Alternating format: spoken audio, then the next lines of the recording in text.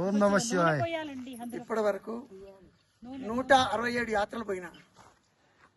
ఈ అఖండ యాత్ర ఇది మామూలు యాత్ర కాదు, కైలాస మానసరోవరం. జన్మలో భగవంతుడు ఒక్కసారి దర్శనం ఇవ్వడానికి కైలాసాన్ని పిలుస్తాడు.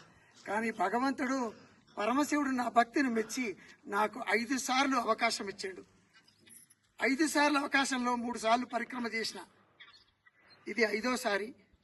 కాబట్టి భగవంతుడు నాకు అవకాశం ఎట్లా ఇచ్చిండు, ఆయురారోగ్యం అంటే 167 యాత్రలు ఇప్పటి వరకు తిరిగినాను. 167 యాత్రల్లో నేను తిరగలేని ప్రదేశం అంటూ లేదు.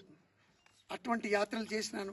కైలాస మానసరోవర యాత్ర కాకుండా ఈ అఖండ దీపం కేదార్నాథ్, బద్రీనాథ్ ప్రతి యాత్రలో కూడా ఈ అఖండ దీపాన్ని తీసుకొని పోయి వెలిగించినాను నేను.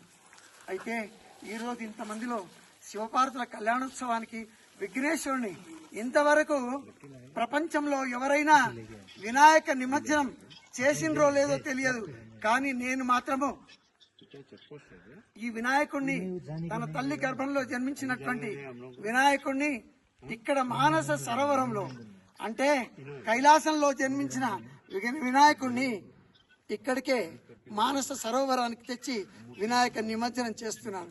ఎంతటి భాగ్యం ఇచ్చినాడు ఆ పరమశివుడు నాకు. ఎన్ని జన్మలైనా ఇటువంటి జన్మ నాకు రాదేమో అనిపిస్తుంది.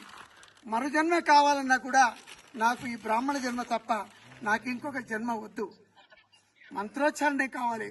నాలుకలో నాకు బ్రహ్మదేవుడు నాకు ఇచ్చిన వరం చాలా పెద్ద వరం. ఓం నమో చతుర్ముఖ బ్రహ్మదేవాయ నమః.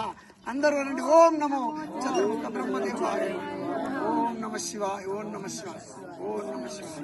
హర నమ పార్వతీపదే.